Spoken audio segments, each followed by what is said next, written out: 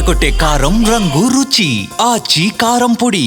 So Radharanga మిత్రమండలి ఏర్పాటు చేసిన కాపు వనభోజనాలకి వంగవేటి ఆశా కిరణ్ బయలుదేరుతున్నారు. ప్రస్తుతము ఆశమ్మ ఉన్నారు. చాలామంది ఆశలు పెట్టుకున్నారు ఆశమ్మ మీదే, రంగ అభిమానులందరూ కూడా. మేడం నమస్తే. మేడం మీ పేరు తగ్గట్టే ఆశా కిరణ్ లాగా మొత్తం అందరూ కూడా ఆశా కిరణ్ లాగా మిమ్మల్ని చూస్తున్నారు. ఏం చెప్తారు? బడుగు బలహీన వర్గాల ఆశా కిరణాన్నయ్యి మా నాన్న స్ఫూర్తిని ముందుకు తీసుకెళ్లాలని చెప్పి నా కోరిక అండి. డెఫినెట్లీ అందరికీ నేను నిలబడతాను. బాధ ఉన్నా ఎలాంటిది ఉన్నా నేను తప్పకుండా వాళ్ళ కోసం నిలబడతానని నేను చెప్తున్నాను. వంగవేటి రంగా గారి కుమార్తె అంటే మొత్తం అంతా కూడా ఎంటైర్ వంగవీటి ఫ్యామిలీయే కాదు, అభిమానులందరూ కూడా చాలా ఇష్టపడుతూ ఉంటారు మీ ఫ్యామిలీ మొత్తాన్ని. ముఖ్యంగా మీరు రాజకీయాల్లోకి రావాలని చాలామంది ఎదురు చూస్తూ ఉన్నారు. 2-3 ఏళ్ల నుంచి చర్చ బాగా నడిచింది. సో దీన్ని ఫైనల్ ఫుల్ స్టాప్ పెట్టే అవకాశం ఏమైనా ఉంటుందా?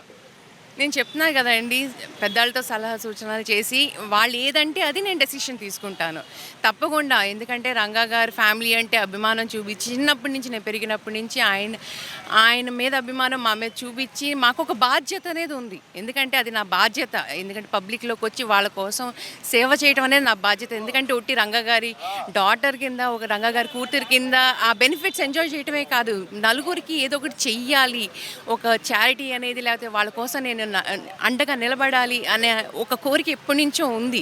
అది కాకపోతే ఫ్యామిలీ రెస్పాన్సిబిలిటీస్ మూలంగా ఇప్పుడు దాకా నేను దూరంగా ఉండడం జరిగింది. కానీ ఇక్కడి నుంచి డెఫినెట్లీ ఆయన పేరు నిలబెట్టడానికి, ఆయనకి ఆశా కిరణం కింద తప్పకుండా నేను నిలబడతాను.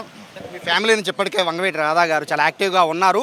అంటే పార్టీలు వేరైనా కూడా అంటే అందరి అభిమానులు కూడా రాధా గారు వెనక ఉన్నారు అనేది ఇప్పుడు దాకా నడుస్తుంది. బట్ ఈ పొజిషన్లో ఇప్పుడు ఇంకొక వ్యక్తి అదే కుటుంబం నుంచి రావడం వల్ల అంటే ఈ రంగా అభిమానులు కాస్త కన్ఫ్యూజన్ ఏర్పడే అవకాశం లేదా? రంగా అభిమానులు ప్రతి పార్టీలో ఉన్నారండి. రంగాభిమానులు ప్రతి పార్టీలో ఉన్నారు. అది వైసీపీ కానీ, తెలుగుదేశం కానీ, జనసేన కానీ అన్ని పార్టీల్లోనూ ఉన్నారు. సో అలాంటి వేరు అనేది జరగదు. అది ఆయన అభిమానం ఆయన ఎప్పుడు ఉంటుంది, ఆయన మీద అభిమానం ఎప్పుడు ఉంటుంది. సో ఆయన ఏ పార్టీ నేనే పార్టీ అనేది అది ఫ్యూచర్లో అనేది నేను డిసైడ్ చేసుకుని మీకు చెప్తాను. అది రాధా గారిని సంప్రదించారు అంటే రాధా గారు ఏమన్నారు మేడం? ఆయన సపోర్ట్ నాకు ఎప్పుడు ఉంటుందండి. ఫ్యామిలీ పరంగా ఆయన సపోర్ట్ నాకు ఎప్పుడు ఉంటుంది. సో దాంట్లో ఏం లేదు. ఎందుకంటే రంగా గారి పేరు ముందు తీసుకెళ్ళడానికి ఆయన సపోర్ట్ ఎప్పుడు ఉంటుంది నాకు. ప్రెస్ మీట్లో ఒక మాట అన్నారు మేడం, పార్టీలు మావి, భావాలు పార్టీలు వేరైనా అన్న ఒక మాట అన్నారు ఇప్పుడు. సో అంటే ఏంటండి దీన్ని బట్టి? నేను అంది ఒకవేళ ఫ్యూచర్లో మా బాట వేరైనా గమ్యం అనేది ఒక్కటే, రంగా గారి ఆశయ సాధనాలు ముందు తీసుకెళ్ళటం, అది మా గమ్యం అండి. సో అది ఫ్యూచర్ గురించి చెప్తున్నాను. ప్రస్తుతానికి ఎలాంటి డెసిషన్ నేను తీసుకోలేదు కాబట్టి నేను మీకు కరెక్ట్గా ఐ కాంట్.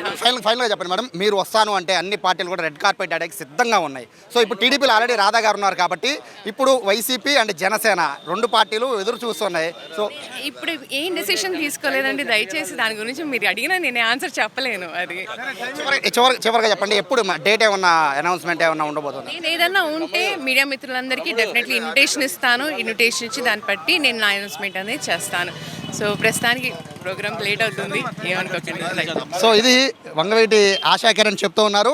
త్వరలోనే నేను రాజకీయాల్లోకి రాబోతున్నానని స్టేట్మెంట్ ఇచ్చారు. ఖచ్చితంగా ఇది రాధా రంగా అభిమానులకైతే శుభవార్తగా భావించవచ్చు. కానీ ఏ పార్టీలోకి వెళ్తారు, ఏ నియోజకవర్గం నుంచి పోటీ చేస్తారో, అలాగే వంగవేటి రాధా సపోర్ట్ ఎంతవరకు ఉంటుంది, ఈ విషయాలన్నీ కూడా భవిష్యత్తులో క్లారిటీ ఇచ్చేంత వరకు కూడా చర్చ నడిచే అవకాశం ఉంటూనే ఉంటుంది.